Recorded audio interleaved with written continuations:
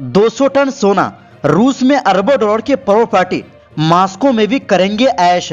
भगोड़े सीरियाई राष्ट्रपति असद के पास बेतहाशा दौलत, लेकिन आम लोगों के पास खाने के लिए रोटी भी नहीं। जानेंगे असद के पास कितनी दौलत है।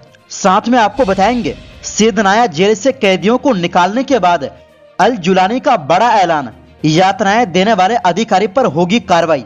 इसी के साथ आपको बताएंगे फ्रांस को लगा बड़ा झटका, अफ्रीकी उपनिवेश से उखड़ रहे पांव। अफ्रीका के 2 करीबी देशों ने कर दिया ऐलान, नहीं रखेंगे सैन्य संबंध, क्या है मायने। दोस्तों सब कुछ हम आपको इस वीडियो में बताएंगे, तो आप मेरे साथ इस वीडियो के आखिर तक बने रहें। तो बिना टाइम लेते हुए बात करते हैं खबरों की। जी हां दोस्तों, सीरिया में लंबे समय तक शासन करने वाले बशर अल असद ने अपनी सरकार के तख्ता पलट के बाद रूस में राजनीतिक शरण ली है। रूसी मीडिया ने बताया है कि असद और उनका परिवार मॉस्को में है। असद सीरिया के सबसे प्रभावशाली परिवारों में से एक से ताल्लुक रखते हैं। उनके 24 साल के शासन से पहले उनके पिता भी 30 साल राष्ट्रपति रह चुके हैं। ऐसा नहीं है कि वो चुनकर आए थे, बल्कि वो तख्ता पलट कर सत्ता पर कब्जा किया था। असद सीरिया में चमक दमक वाली जिंदगी जीते थे, जो रूस में भी जारी रह सकती है। दावा है कि रूस में उनकी काफी संपत्ति है, ऐसे में उनका लग्जरी लाइफ स्टाइल वहां भी जारी रहेगा।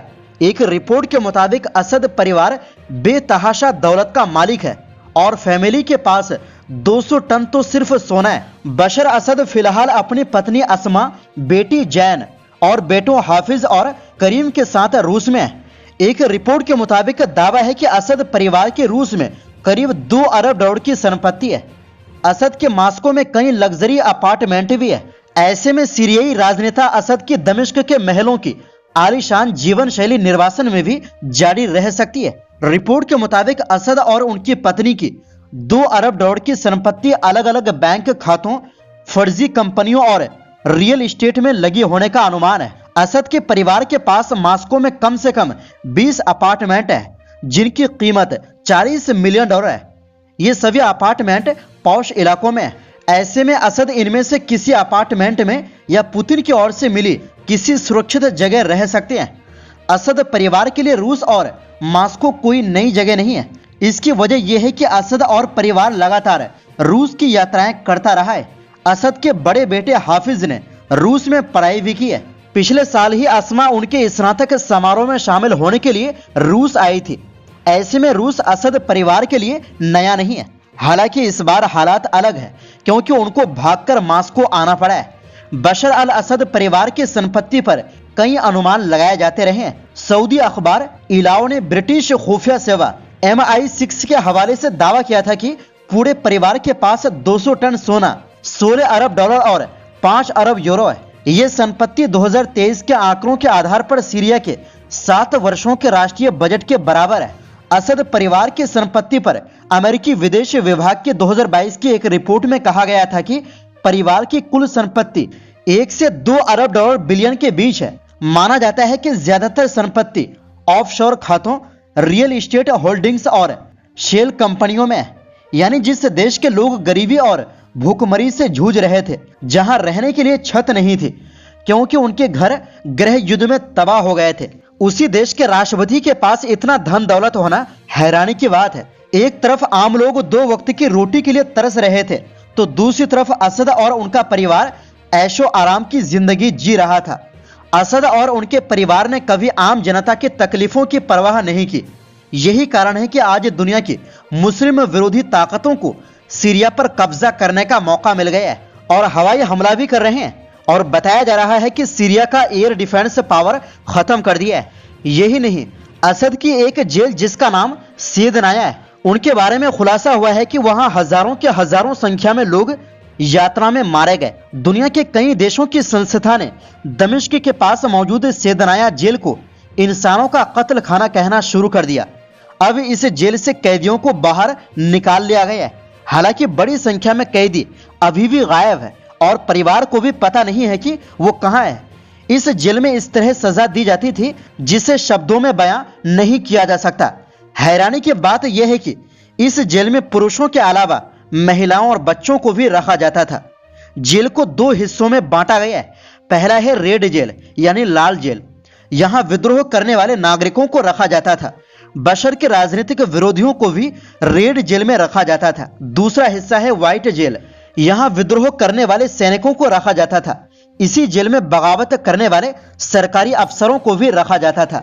दोस्तों, ये जो आप अपने स्क्रीन में दो तस्वीर देख रहे हैं, ये कोई आम बंदा नहीं है, बल्कि सीरिया का पायलट है जिसका नाम रागिद अहमद अल ततारी है, जिन्होंने 1980 के दशक में हामा पर बम गिराने से मना कर दिया था। उनको आज रिहा कर दिया गया है। उन्हें सिर्फ 27 साल की उम्र में गिरफ्तार किया गया था। वहीं अब सीरिया के आंदोलनवादी गुट हयात तहरीर अल शाम HTS ने ऐलान किया है कि बशर अल असद की सत्ता में यातनाएं देने वाले अधिकारियों को सजा दी जाएगी। HTS ने यह भी कहा है कि ऐसे अधिकारियों की जानकारी देने पर इनाम मिलेगा। HTS के नेता अबू मोहम्मद अल जुलानी ने कहा कि वो अत्याचार करने वाले अधिकारियों के नाम छापेंगे और जो भी दूसरे देशों में भाग गए हैं उन्हें वापस लाने की कोशिश करेंगे। वहीं विद्रोही लड़ाकों को अस्पताल के मुर्दाघर में 40 शव मिले हैं। इनके शरीर पर यातना के निशान दिख रहे हैं। यही वजह है कि अब कई लोगों का कहना है कि सीरिया के लोग सच में आजादी की सांस ले रहे हैं और देश अब उसके असली हकदारों के हाथों में है। ये जो सीरियाई लोग खुशियां मना रहे हैं, ये ऐसी ही नहीं है, इसके पीछे राज है। वहीं दूसरी ओर, जी हां दोस्तों, अफ्रीकी महाद्वीप में फैले फ्रांस के दबदबे को बड़ा झटका लगा है। अफ्रीकी देशों ने फ्रांस के साथ अपने सैन्य संबंधों को खत्म करना शुरू कर दिया है, जो अफ्रीका के क्षेत्रीय गठबंधनों में व्यापक बदलाव का संकेत है।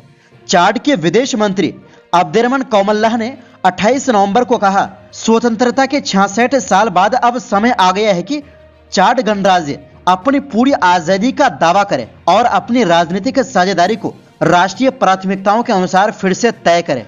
चाड की इस घोषणा के साथ ही फ्रांस के अफ्रीका में अपने सबसे करीबी सैन्य सहयोगियों में से एक के साथ संबंध टूट गए। चाड ने जिस दिन ये घोषणा की, उसी दिन सेनेगल के राष्ट्रपति बासिर डियोमाए फे ने भी फ्रांस को झटका देते हुए देश से फ्रांसीसी सैन्य ठिकानों को हटाने को कहा। फेन ने कहा, सेनेगल एक स्वतंत्र और संप्रभु देश है। किसी भी संप्रभु देश में सैन्य ठिकानों की मौजूदगी उसकी संप्रभुता के खिलाफ होती है। यह घटनाक्रम फ्रांस और उसके पूर्व उपनिवेशों के बीच संबंधों में महत्वपूर्ण बदलाव का संकेत है, जो पेरिस के गिरते असर को दिखाता है। चाड में तैनात लगभग 1000 फ्रांसीसी सैनिकों के अब वापस जाने की उम्मीद है। पिछले कुछ वर्षों में माली, बुर्किना फासो और नाइजर में तख्ता पलट के बाद वहां से भी फ्रांस की सैन्य वापसी हो रही है। डेवलपमेंट री इमेजेंट के नीति विश्लेषक ओविग वे एगू ने मिडिल ईस्ट आई को बताया कि दशकों तक फ्रांस ने स्थानीय अभिजात वर्ग के साथ क्लोज रिलेशनशिप के माध्यम से अपना प्रभाव बनाए रखा। एगू ने कहा, एक दशक के बढ़ते असंतोष के बाद पिछले 3-4 सालों में यह रिश्ता काफी तनाव में आ गया है।